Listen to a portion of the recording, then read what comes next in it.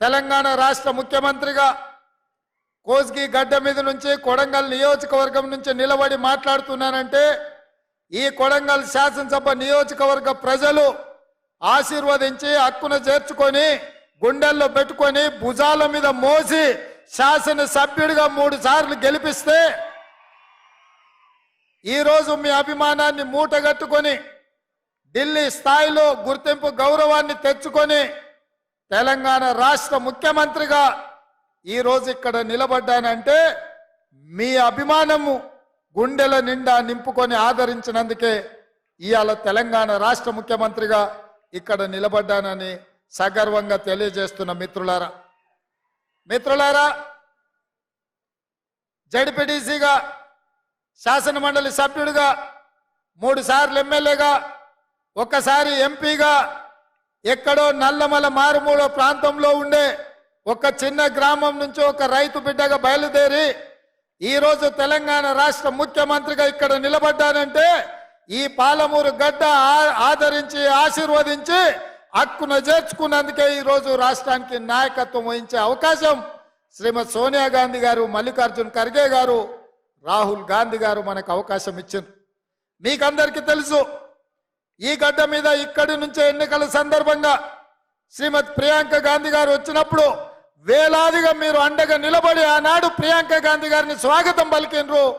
ఆనాడు కాంగ్రెస్ పార్టీ జెండాను ఈ గడ్డ మీద ఎగరేస్తాం, తెలంగాణ రాష్ట్రంలో గెలిపిస్తామని మీరు మాట ఇచ్చిండ్రు కాబట్టి ఈరోజు గాంధీ కుటుంబం కాంగ్రెస్ పార్టీ ఇవాళ ఆశీర్వదించి తెలంగాణ రాష్ట్ర ముఖ్యమంత్రిగా అవకాశం ఇచ్చిండ్రు.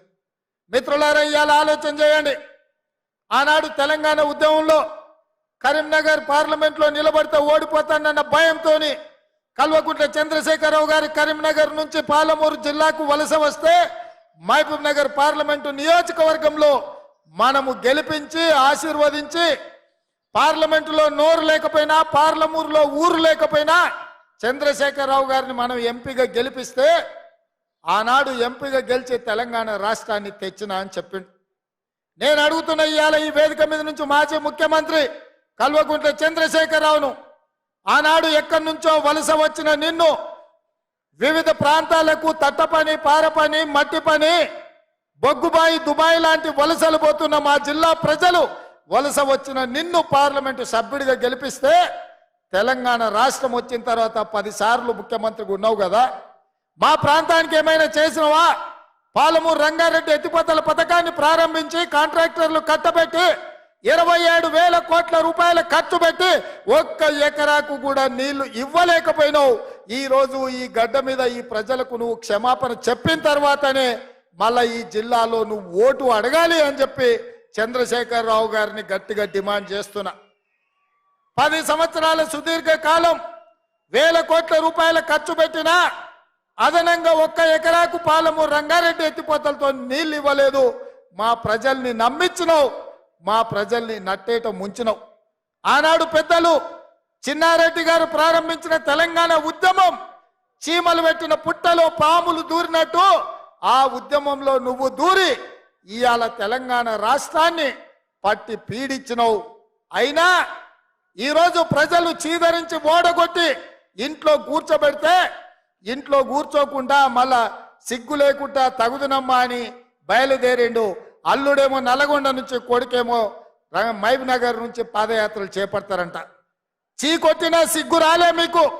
ఈ జిల్లాలో 14 సీట్లుంటే 12 ఇట్ల బండకేసి కొట్టి బొంద పెట్టినా ఏ మోకం పెట్టుకొని పాలమూరు జిల్లాకు వస్తామని చెప్పి నేను ఈ వేదిక మీద నుంచి అడగదలుచుకున్న చంద్రశేఖరరావు, నువ్వు భీమా పూర్తి చేసినావా, నెట్టంపాడు పూర్తి చేసినావా, కోయిల్ సాగర్ పూర్తి చేసినావా, కల్వకుర్తి పూర్తి చేసినావా, ఎస్ఎల్బి పూర్తి చేసినావా, దేవాదుల పూర్తి చేసినవా, ప్రాణహిత చెవెళ్ళ పూర్తి చేసినవా? ఈ రోజు 10 ఏళ్లలో 2 లక్షల కోట్ల రూపాయలు ఖర్చు పెట్టి ఈ రోజు ఏ ప్రాజెక్టులు పూర్తి చేయలే. ఉమ్మడి రాష్ట్రంలో సమైక్య పాలనలో జరిగిన అన్యాయానికంటే ఆనాడు జరిగిన నీళ్ల దోపిడీ కంటే నువ్వు ముఖ్యమంత్రి అయిన తర్వాతనే తెలంగాణకు తీరని నష్టం జరిగింది. లెక్కలతో సహా పెద్దలు ఉత్తమ్ కుమార్ రెడ్డి గారు శాసనసభలో మిమ్మల్ని అడిగిండు, కడిగిండు, బండకేసి కొట్టిండన్న సంగతి ఈ వేదిక మీద నుంచి నేను చెప్పదలుచుకున్నా.